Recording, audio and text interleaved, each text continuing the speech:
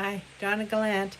I'm going to show you today a little demonstration on line and wash, and I'm doing a landscape, and I'm working from one of my photos of our Crow's Nest Pass here in the mountains.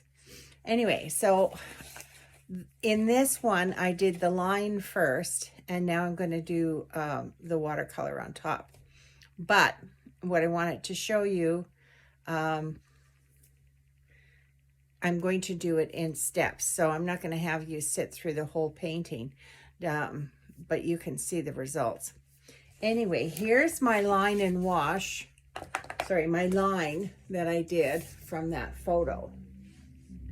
And I used 2 pens. I used, this is a Pitt pen, a small Pitt pen. If you look how small that is. Whoops. I don't know if it can get in there, but anyway, I don't know. It's not showing it very well. And the other one was a brush pen. It's a little bit thicker. Okay.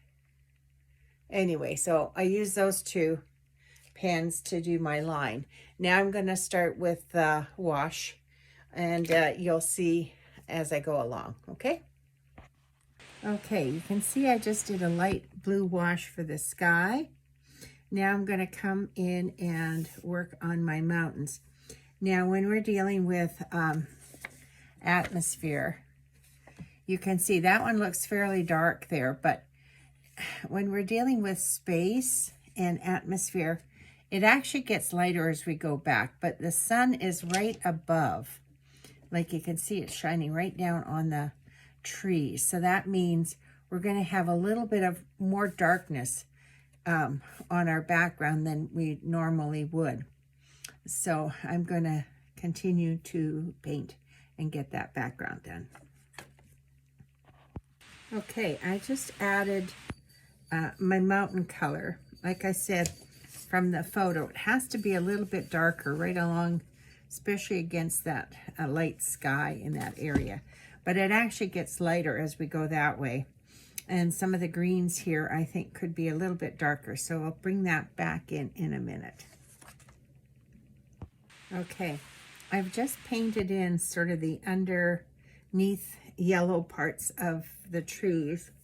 And they have little touches of green in them because, you know, as you know, at this time of year, even though the leaves might be yellow, you still have little remnants of the green.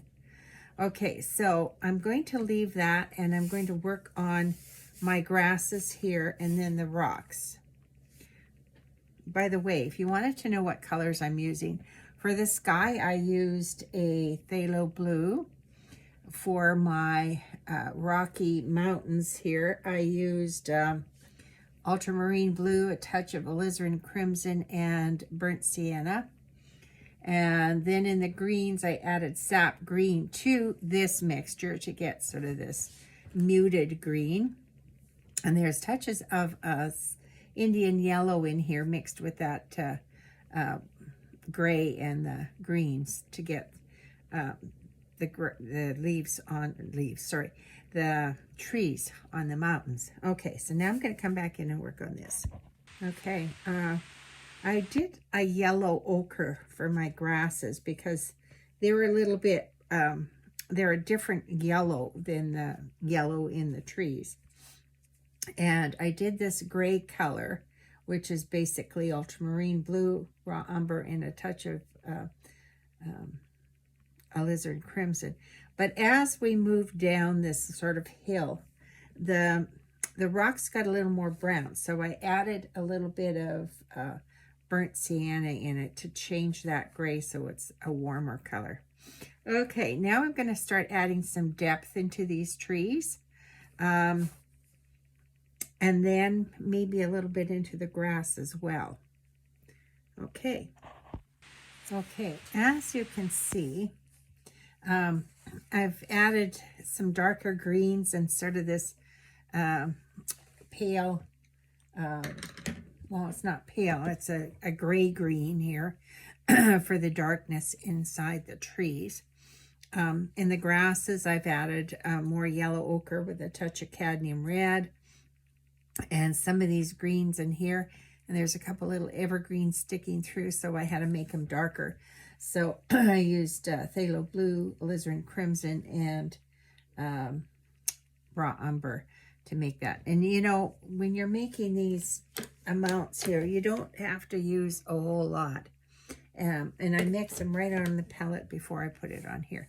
Okay, I'm going to start doing a little more detail. I'm going to add the yellow leaves up in here and add some more darks here in the rocks. Okay,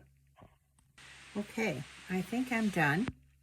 I think I've got all the values pretty much where I want them to. This could be a little bit darker right in there. So I'm just going to add a little more there because that rock is quite dark and behind it is quite dark. Anyway, so these little white areas here, all I did was go across them with just a clear brush, just to sort of tone it a bit down so it's not so white, because they're really not that white in real life. And you know, with watercolor, you just have to add water and you activate it. Okay, I think I'm pretty much finished. I hope you enjoyed that little demonstration. By the way, the colors I used are my basic colors. I used yellow ochre, cadmium yellow light. I used a mixture of phthalo blue, ultramarine blue in a lot of places, burnt sienna, raw umber. I used a sap green mixed in with a ultramarine blue and a touch of alizarin crimson to create those cooler shades. And I think that was pretty much it as far as my colors go. Hope you enjoyed it. So this was my example of line and wash, whoops, the completion of my leaf class. Well, fall leaves. So right from the smallest part all the way to the landscape. Okay, bye. Oh, click like. You know, I thought I was done, but when I look into the camera, I could see some areas that needed a little bit of attention. One of them was behind the trees that needed to be much darker. So I came back in and I also put in a few little sort of, I don't want to say scratch marks, but a few little representation of patches of those evergreens back there. So I added that in, and I think it makes it stand out a lot more than it did before. So anyway, there is my line and wash completed mountain scene. All right, stay tuned.